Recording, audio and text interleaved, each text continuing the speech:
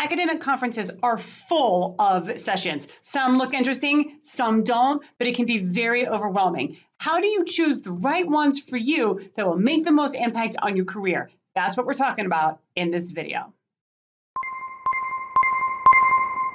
Hi everybody, I'm Leigh from teachingacademia.com, and I'm all about giving you the tools you need to navigate academia to make your best impact. Today we're talking about how to select conference sessions that are going to make the most impact on your career and give you the most value. And I've got three primary approaches to share with you. So number one, who is presenting matters a lot, okay? So this doesn't mean that you only seek out big names. It doesn't mean that you ignore people you've never heard of. That is not what I'm saying. But you need to think about, does this person have a reputation for being a quality presenter? Sometimes really top-notch scholars can be the worst presenters, right?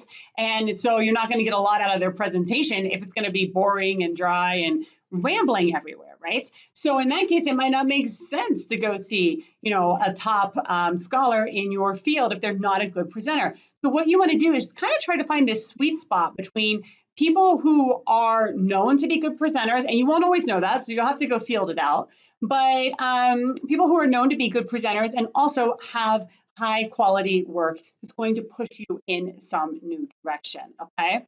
So that leads me to tip number two. You want to identify sessions that are going to push your thinking, challenge you in some way, right?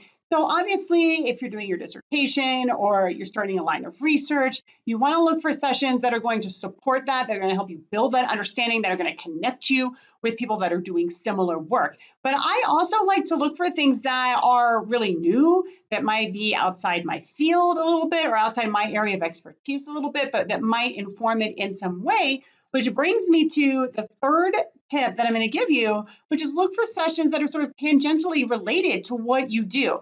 So not everything has to perfectly align with your research or your teaching interests and goals, okay? But for example, if I can go to a session on social media as being a public digital scholar, I might not be doing any research on what it means to be being a public digital scholar, and I myself might not be very engaged on social media, but I can still go right to that session because I'm interested in it. It might push my thinking. It might help me think about how to engage with other academics in a very new and different way. So really, here's the ideal, right? You're going to look for things that are going to push and challenge your thinking, both in your research and teaching practices that align with your goals, okay, that are going to help further that in some way.